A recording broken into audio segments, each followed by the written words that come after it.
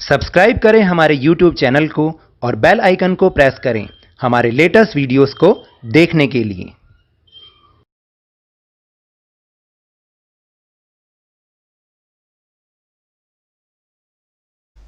Hello and welcome to Lavneesh sir की class. आज की ये शिक्षा निदेशालय राष्ट्रीय राजधानी क्षेत्र दिल्ली की वर्कशीट नंबर 17 जो कि क्लास 6 के स्टूडेंट्स के लिए ही है। यह ली गई है गणित विषय से और इसमें आज हम समझेंगे किस टॉपिक को। इसमें हम समझेंगे भिन्नों की तुलना करना, यानी जो भिन्न संख्याएं हैं उनकी तुलना कैसे की जाती है। जैसे पिछली वर्कशीट्स में तो आपने ये समझा था कि जो सिंपल नंबर्स होते हैं उनकी तुलना तो बहुत आसानी से हो जाती है। यहाँ तक कि हमने पूर्णांक की तुलना करना भी सीखा था कि जो माइनस वाले नंबर होते हैं उनकी तुलना भी करना सीखा था। आज हम भिन्न संख्याओं की तुलना करना सीखेंगे। तो चलिए शुरुआत करते हैं मेरे साथ और समझने की कोशिश करते हैं। ढोलू और भोलू अपने माता पिता के साथ एक पौष्टिक पिज्ज़ा का आनंद लेने के लिए एक रेस्तरां में गए, यानी एक होटल में गए। ढोलू की थाली में 3 सही 1/2, इसको इस तरीके से पढ़ते हैं, 3 सही 1/2 पिज्ज़ा है, यानी कि 3 सही 1/2 का मतलब होता है 3 भाग तो पूरे और आधा भाग यानी 3.5। और भोलू की थाली में 2 सही 3/4 पिज्ज़ा भाग है। किसके पास ज़्यादा पिज्ज़ा है? यह स्पष्ट है कि ढोलू के पास 3 पूर्ण पिज़्ज़ा और उससे ज़्यादा है और भोलू के पास 3 पूर्ण पिज़्ज़ा से कम है। देखिए समझ में आ रहा है ना कि 3 तो पूरे हैं और उससे थोड़ा सा और ज़्यादा, और इसके पास 2 पूरे हैं और उससे थोड़ा सा और ज़्यादा, यानी 3 से कम ही है। तो अतः ढोलू की प्लेट में पिज़्ज़ा ज़्यादा है। अब आकृति में दर्शाई गई भिन्नों पर विचार करते हैं।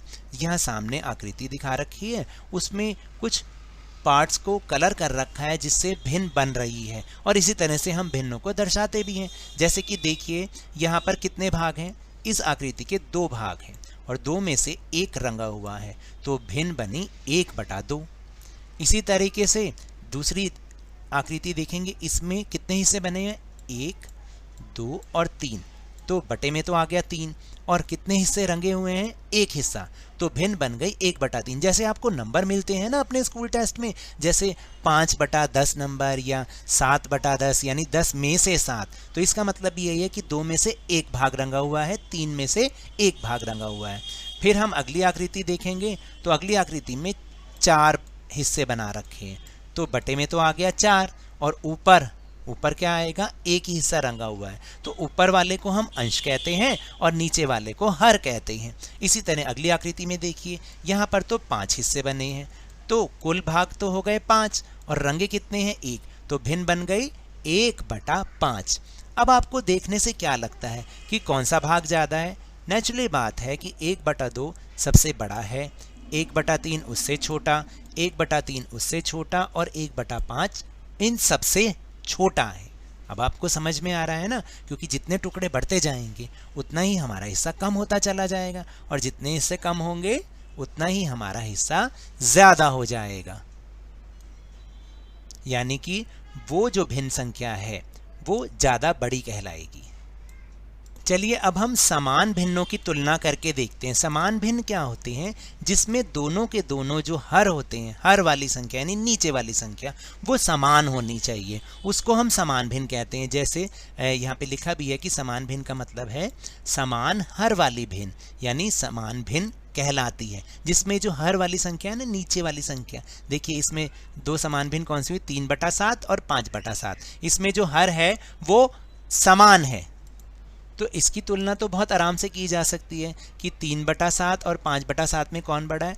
जाहिर सी बात है 5/7 ही बड़ा है। जब भी दोनों भिन्न में जो समान भिन्न होती हैं और दोनों हर समान होते हैं तो केवल ऊपर वाले अंश की संख्याओं को ही देखा जाता है। इसको हम चित्र के माध्यम से भी दर्शा सकते हैं। देखिए एक आकृति में पहले हमने कितने हिस्से किए? 7 हिस्से किए, 3, 4, 5, 6, 7, कुल हिस्से 7 और रंगे हुए कितने हैं? 3, तो भिन्न बन गई 3/7।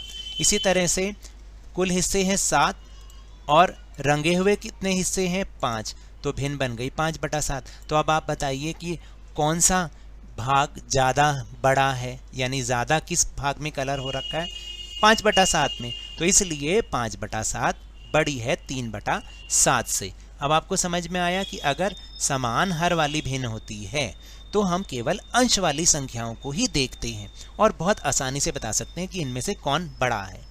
तो अगर असमान भिन्न हो तो इसे एक उदाहरण की सहायता से समझते हैं।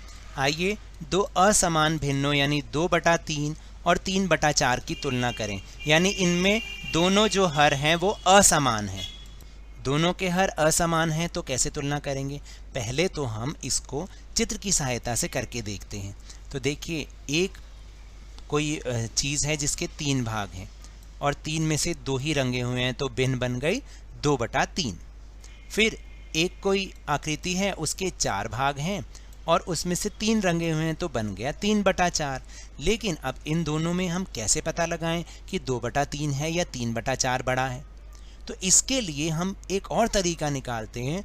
हम इन भिन्नों को तुल्य भिन्न बना लेते हैं, यानी समान भिन्न तुल्य भिन्न जिसमें कि हर समान बन जाए इनके। तो फिर हम ऊपर वाले तरीके से आराम से देख सकते हैं ना कि कौन सा बड़ा है कौन सा छोटा है। तो हम तुल्य भिन्न ज्ञात करके भी भिन्नों की तुलना कर सकते हैं। तो तुल्य भिन्न कैसे बनती हैं? बहुत आसान से। तो आइए हम भिन्नों को 2/3 और 3/4 की तुल्य भिन्न ज्ञात करें। कैसे करेंगे? बहुत आसान है। जैसे आपको भिन्न दे रखी है 2/3, तो 2/3 को पहले आप दोनों तरफ ऊपर भी और नीचे भी 2 से गुणा कर दो। जब आप 2 से इसको गुणा करोगे तो हमारा उत्तर आ जाएगा 4/6। ठीक है, यहाँ नहीं गुणा करना, आपने मेन जो मूल भिन्न है उसको 2 से गुणा करना है, तो आ गया 4/6। अगर मैं उसको 3 से गुणा कर दूं तो आ जाएगा 2 तिया 6 और 3 तिया 9। फिर मैं 4 से गुणा करूँगा तो 4 ऊपर नीचे दोनों तरफ 4 से गुणा करनी है, तो 2 चौक 8 और 3 चौक 12। 5 से गुणा करा तो 2 पंजे 10 और 3 पंजे 15, यानी 2/3 लिखूं या 10/15 लिखूं, बात एक ही है। इसी तरह से अगर मैं 3/4 की तुल्य भिन्न बनाऊं तो सेम इसी तरीके से आप भी करिए। पहले आप इसको किससे गुणा करेंगे? 2 से गुणा करेंगे, दोनों तरफ ऊपर भी और नीचे भी। तो पहली भिन्न क्या बनेगी? 6/8, 3 दूनी 6, 4 दूनी 8।